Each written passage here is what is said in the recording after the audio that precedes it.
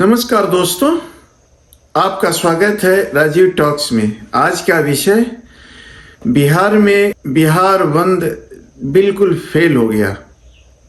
ये मैं इसलिए नहीं कह रहा कि इंडिया गठबंधन की वोट अधिकार यात्रा इतनी सफल रही, उसके लिए उतनी भीड़ नहीं जुटा पाए, ऐसा नहीं। वो इसलिए कि बिहार में बिहार बंद बड़ी उत्सुकता के साथ घोषित किया गया था प्रधानमंत्री द्वारा, और प्रधानमंत्री ने आह्वान किया था बीजेपी और गठबंधन के और दलों के साथ। लेकिन दुर्भाग्यवश न जनता दल यू शामिल हुआ, ना ही मांझी शामिल हुए, और चिराग की तो बात ही अलग है। चिराग उस दिन मुजफ्फरपुर में अपनी पार्टी की एक जनसभा कर रहे थे और उसमें नारे लग रहे थे कि अगला मुख्यमंत्री कौन? चिराग पासवान। अगला मुख्यमंत्री कौन? चिराग पासवान।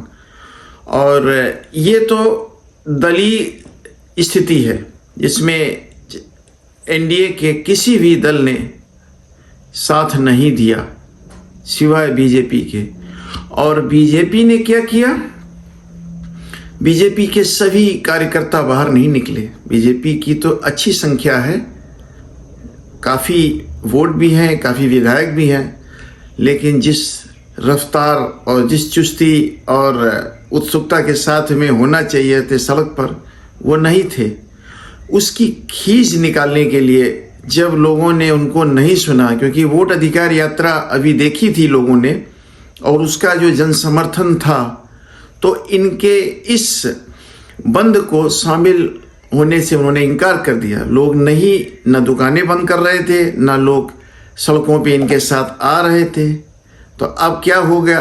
अब इन्हें फोटोग्राफी करनी थी, इन्हें आका को खुश करना था, अमित शाह जी को भी खुश करना था, लेकिन उसमें गलती कर बैठे।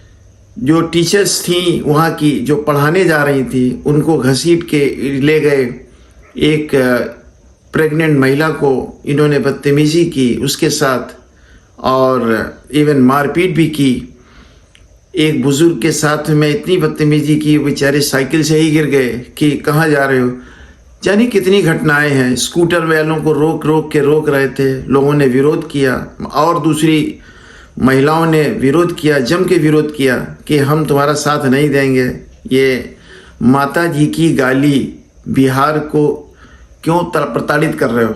अरे गाली खाने वाला काम कर रहे हो तो गाली खा रहे हो। और जाने कितने लोगों ने गालियां दी।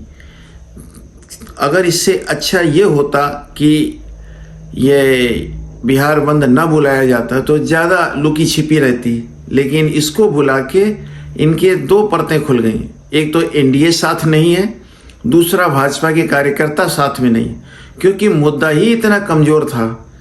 क्योंकि भाजपा के जो कार्यकर्ता हैं वो भी तो इंसान हैं। उन्होंने भी तो सुना है कि हमारे भाजपाइयों ने कांग्रेसियों को, राष्ट्रीय जनता दल के लोगों को कैसी कैसी गालियां दी।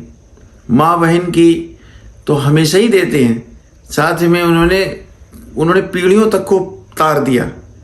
तो ये मुद्दा बन नहीं पाया और बहुत ही बुरी तरह से फेल हो गया, क्योंकि किसी भी एनडीए के घटक ने उसमें साथ नहीं दिया।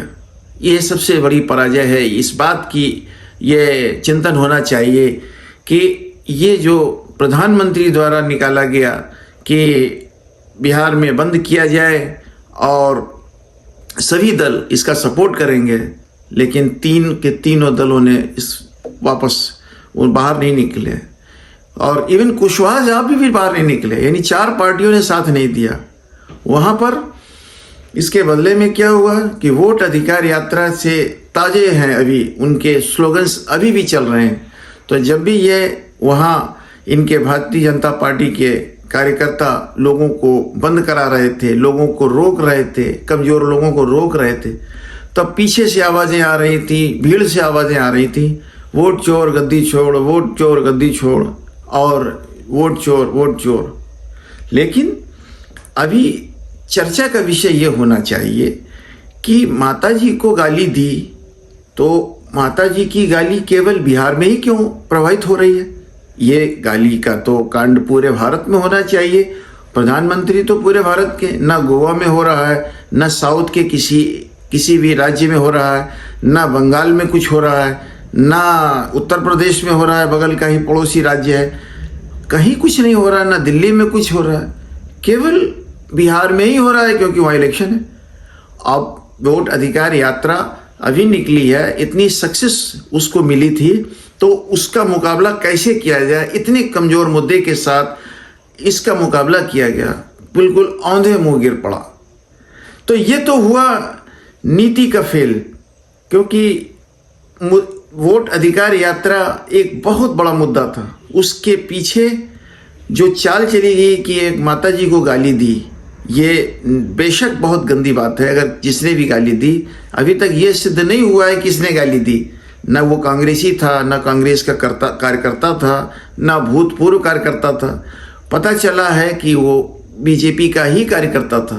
उसकी फ़ोटो देखी गई है बीजेपी के बड़े बड़े नेताओं के साथ, लेकिन वो एक मुद्दा बनाने की कोशिश की, लेकिन इतनी बुरी तरह से फेल होगा ये स्वयं प्रधानमंत्री जी ने भी सोचा नहीं था, ना बीजेपी वालों ने सोचा था।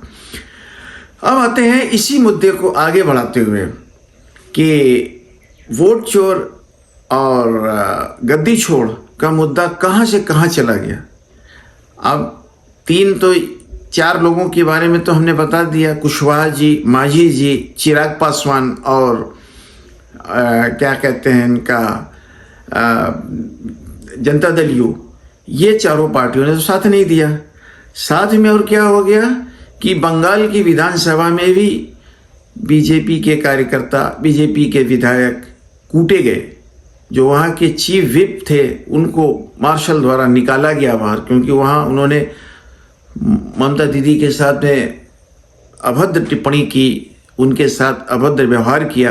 तो उसके एवज में ममता दीदी का एक वीडियो वायरल हो रहा है, जो वोट चोर गद्दी छोड़, वोट चोर गद्दी छोड़ और मोदी शाह वोट चोर, सबके नारे बहुत क्लियरली सुने जा सकते हैं।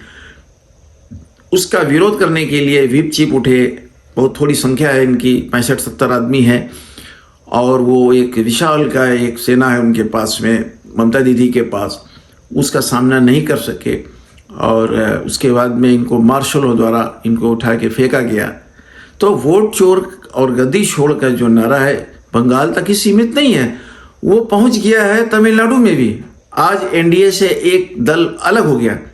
तमिलनाडु में AIM एक पार्टी है, उसका पूरा नाम मुश्किल है क्योंकि पहला नाम तो अन्ना द्रमुक हो सकता है, और मक्कल, तो वो एक पार्टी है, वो अलग हो गई।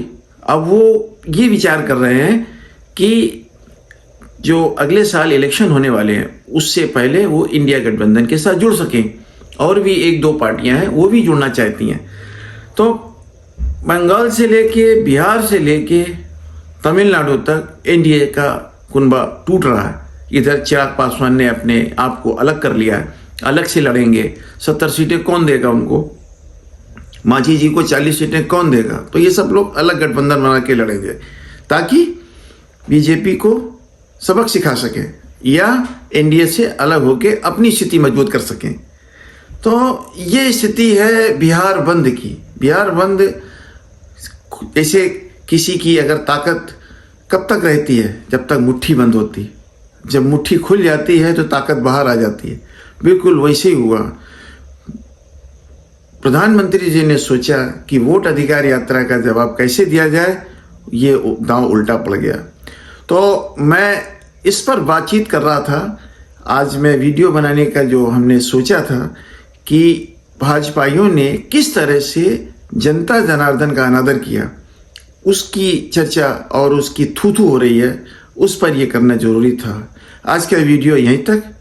अगर आपको ये वीडियो अच्छा लगा हो, आप लाइक करें, सब्सक्राइब करें। धन्यवाद।